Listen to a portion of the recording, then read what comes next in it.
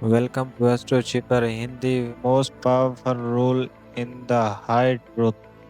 I wasn't supposed to be in the engine room. No one was. Not without clearance. Not without being detected. But I didn't have a choice. I was hiding. The Queen's flagship wasn't just the most secure ship in the galaxy. It was alive. Every corridor watched. Every system aware. Every mistake noticed. And I had already made one. So I ran.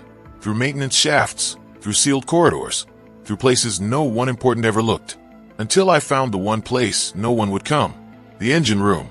Massive, loud, burning with energy that powered an entire empire. Machines the size of buildings. Cores pulsing with unstable light. It was dangerous. Unstable. Perfect. I stayed in the shadows. Breathing slowly. Waiting for the systems to reset. Waiting for a chance to move again. Minutes passed. Or maybe hours. Time didn't matter anymore. Only silence did. Then suddenly, the hum of the engines shifted. Lower. Controlled. As if something had just overridden the system. I froze. Because that only meant one thing. Someone had entered. I stayed hidden. Completely still. Watching. And then she walked in. The Queen. Alone. No guards. No command presence. Just her. For a moment, nothing happened. She didn't scan the room. Didn't call security. Didn't react at all. Instead, she walked toward the engine core. And slowly sat down beside it. Right next to where I was hiding. My heart stopped. She knew. She had to know. There was no way she didn't. But she didn't say anything. She just sat there, quiet, looking at the glowing core. Like she wasn't a ruler, but someone tired. Someone carrying something heavy.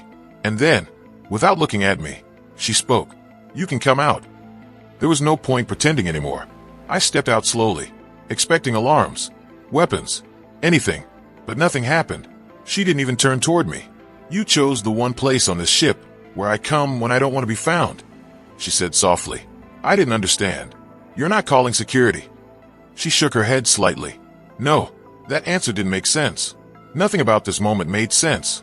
I stayed silent, waiting, because something was wrong. Not with me, with her.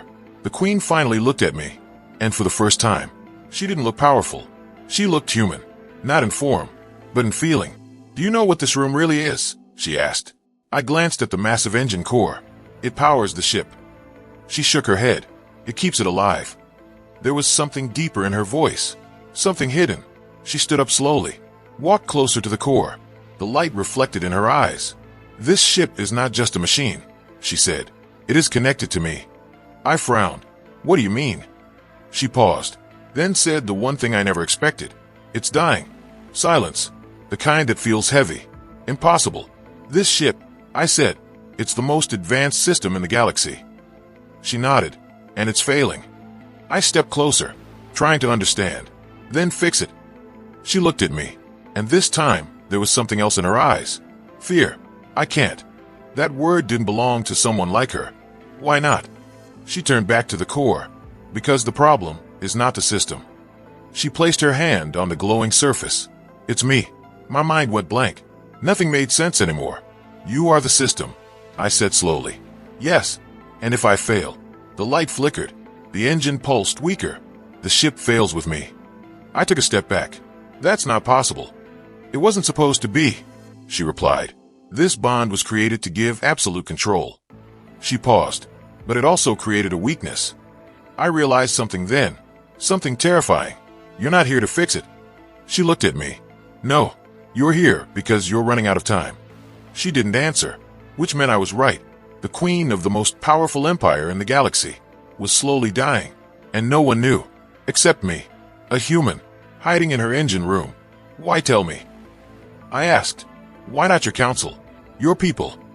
She gave a faint, almost broken smile. "Because they need a perfect queen. And I'm not perfect anymore." The engine pulsed again, unstable, weak, and for the first time, I understood why she came here alone, not as a ruler, but as someone who had no one else to tell. "I don't know how to fix this," I said. "I'm not even supposed to be here." She stepped closer, calm again, but different now. "You got onto this ship when no one else could. You survived systems designed to stop everything. You adapted." Her voice softened. "That means something." I looked at her, then at the failing core, and for the first time, I realized something dangerous. Maybe I wasn't hiding anymore. Maybe. I was here for a reason, because somewhere between running, hiding, and surviving, I had walked into the one place where the most powerful being in the galaxy had just shared her darkest secret.